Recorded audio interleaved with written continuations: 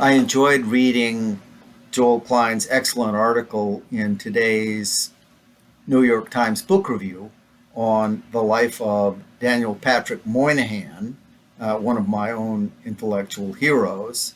Um, in our 2014 book on racial inequalities in American schools and on the problems that those racial inequalities pose for school desegregation, Stephen J. Caldas and I wrote about the implications of Moynihan's line of thinking for American schools and for the challenges that family structure places to achieving equity in school outcomes and, in turn, for desegregating schools. We point out that 5.5 decades ago, Daniel Patrick Moynihan touched off a storm of controversy when Moynihan argued that the high proportion of single-parent, female-headed households among Black Americans threatened Black children with what he called a tangle of pathologies. This term was not original to Moynihan, as Joel Klein points out. It comes from Kenneth Clark. But this phrase probably was unfortunate, and it was one of the flashpoints of controversy and one of the phrases that drew criticism from many of those who were disturbed by the arguments that Moynihan made. Some of Moynihan's critics denounced his views as racist. Others claimed that his concerns embodied patriarchal and anti-feminist assumptions about the superiority of male-headed households. And in the years that followed, the conventional wisdom purveyed by sociology textbooks has consistently held up the Moynihan Report as an example of culture of poverty theory, identified as a reactionary line of thought that blames the victim of social injustice by claiming that socially disadvantaged statuses are products of inferior cultures. The preferred version for many, according to this conventional wisdom, is that all disadvantages are externally imposed and are the consequences of unequally distributed resources of discrimination.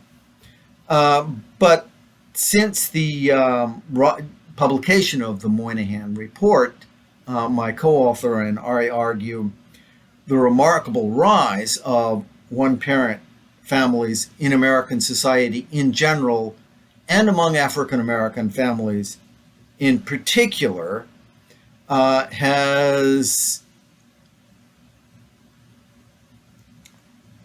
shown that Moynihan was not only accurate in his analysis, but a prophetic thinker. We point out that despite the historic increase in single-parent families across demographic categories since Moynihan's time, by 2012, nearly two-thirds of white children lived in married couple families, while nearly three-quarters of children in white families lived in married couple families, while nearly two-thirds of Black children lived in single-parent families, overwhelmingly single-parent female-headed households. You're welcome to look at this in our work or to check this out in census data if you have any questions about it. And our research suggested to us that those concerned about the growth of the single-parent family may have missed some of the most serious difficulties posed by these families. And that is that the challenges of family structure do not exist only at the individual level. Families don't influence only their own children, and children are not socialized only by their own families. Instead, children bring influences from their families to their peer groups, and in peer groups share the influences of families and influence and socialize one another. So children are not just affected by the composition of their own individual families, but they're also influenced by the family compositions of all of those around them.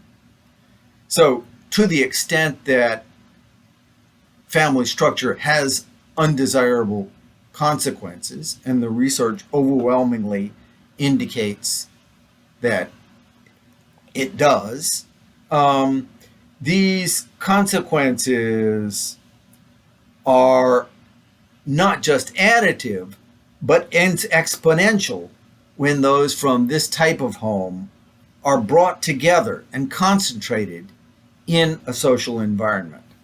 Well, we ask, what is the most important social institution that brings young people together, producing social environments from peer groups? And the answer to this question should be obvious. It's the same institution that is chiefly responsible for preparing young people to take positions in our society and for making possible upward mobility. That is, the school. Considering the school as a social environment led my co-author and I to construct the following line of reasoning. First, Black American children are much more likely than white American children to live in single-parent families, a matter of established fact. Second, children from single-parent families show much higher rates of behavioral and attitudinal problems than other children do, an assertion that is overwhelmingly supported by the literature. Third, schools with large concentrations of children from single-parent families will therefore tend to be plagued by behavioral and attitudinal problems, because this is where children bring the influences from their homes and share them with each other. Therefore, fourth, schools with large concentrations of Black children will tend to be disproportionately plagued by behavioral and attitudinal problems, precisely because these are the schools that have the greatest concentrations of children from single-parent families.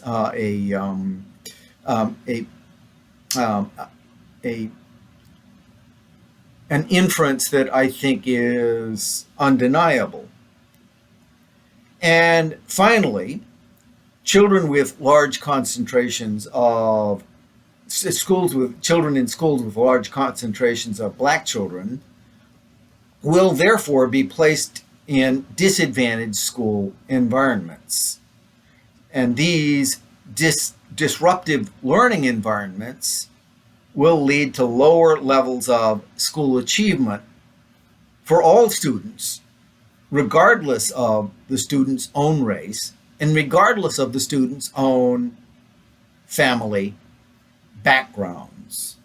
So, my co author and I don't reject the idea that discrimination has um, an, an effect, an impact on outcomes among children of different races.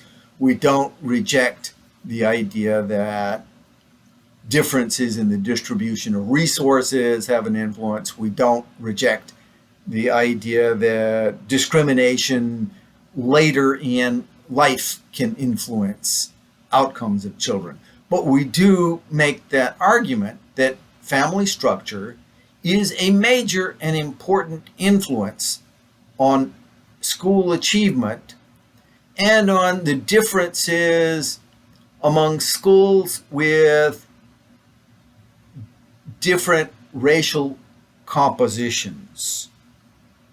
So, this line of syllogisms indicates that family structure may be a major barrier for achievement and upward mobility in majority black schools. It's also a motivation for families to attempt to avoid those schools if they can, and therefore a barrier to school desegregation.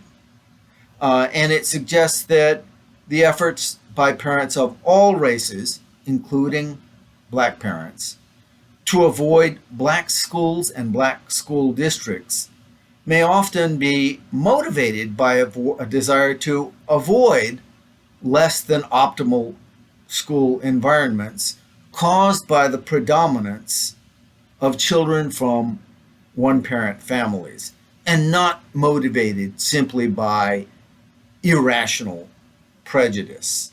In an article that we had published in the Journal of Marriage and Family, Caldas and I found that the negative association between percentages of black children and black students in schools and levels of school achievement could be statistically attributed to the prevalence of single mother-headed families in those schools. The problem of minority schools, in other words, did not appear to be race per se. Instead, the problem appeared to be the concentration of single-parent families in those schools. A consequence of the pattern that Moynihan had pointed out in the mid-1960s that has gone far beyond the sphere in which Moynihan had seen it.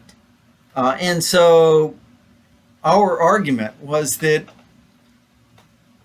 the rise of single-parent family structure has been one of the biggest influences on continuing inequality, not only in our schools, but also in the society that results from those schools. And therefore, we cannot attribute continuing inequality, either educational inequality or inequality in general, only to external influences and to the lack of opportunities, but we have to look to structural factors within groups in American society, most notably the rise of the one-parent, mother-only family. Thank you for listening to this, for staying with me until this point. If you have any comments or suggestions, disagreements about fact or reasoning, I'd be delighted if you could add those. I don't want to consider ad hominem complaints outrage or other kinds of unreasoning objection, but if you have any criticisms of logic or evidence, I'd be happy if you would include those in the comments below. Again, thank you for staying with me.